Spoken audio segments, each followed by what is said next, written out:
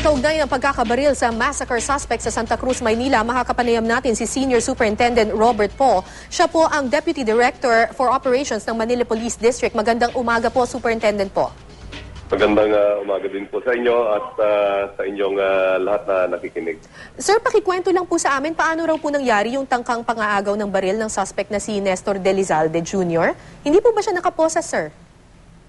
Well, basically, hindi naman na mahabang kwento yan. Nilabas ko siya ng piitan dito sa headquarters to follow up on the other items that he stole during that incident. Meron po kasing nawawala mga ibang gamit doon ng mga electronic items and they followed it up. Nakaposes naman ang ating suspect sa harap pero nagawa pa rin niyang mag-agaw ng baril. Nagawa pa rin niya mga agaw kahit na nakaposes po siya, sir. Opo. O, ilan po yung kasama niyang pulis? Yung mga escorts niya?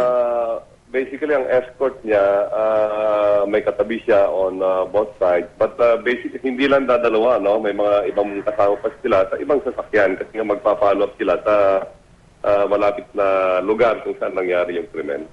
At kinailangan po talagang barilin yung suspect? Hindi ba, wala po bang pwedeng nagawa dahil marami naman yung kanyang mga escort na parang to subdue him? At that time na hawakan niya yung baril, hindi ko po masasabi, ano, ako'y wala naman doon sa pinangyarihan ng insidente.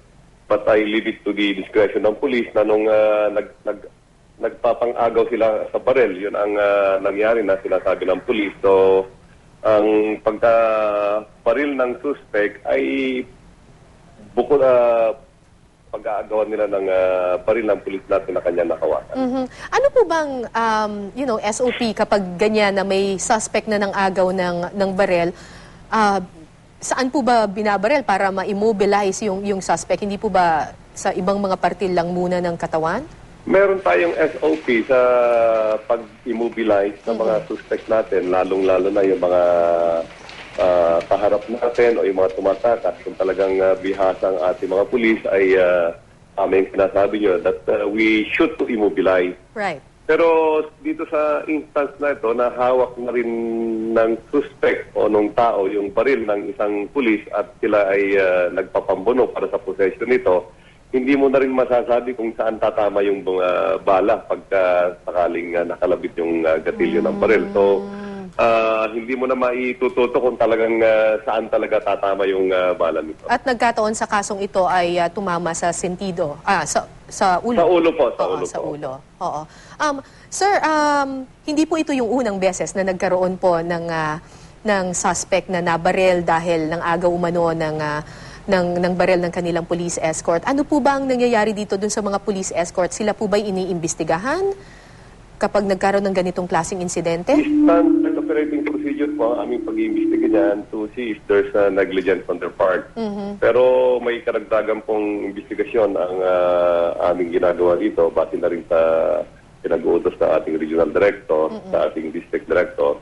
Kasi nga dahil sa malimit nang mangyari sa amin dito sa Manila Police District, ang pangyayaring yan ay amin pong tinitingnan base na rin sa utos ng aming mga superior officers.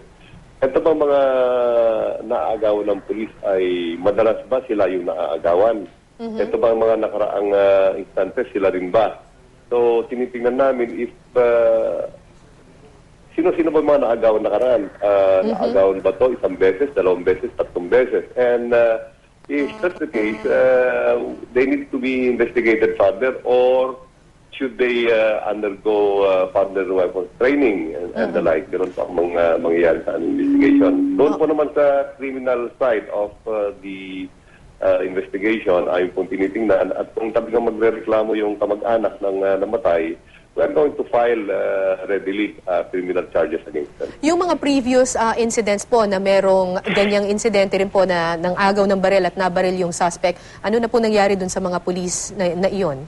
May isang instant na nagreklamo po yung kamag-anak na matay at sinampahan po namin ng homicide ang aming mga pulis sa Estado. And all others, lahat sila ay nagkaroon po ng ating pre-charge and evaluation section ng administrative proceedings against them para malaman kung talagang excuse me, nagkaroon sila ng neglect of duty. Pero sila po ay O nasa negligence. MPD pa rin hanggang ngayon.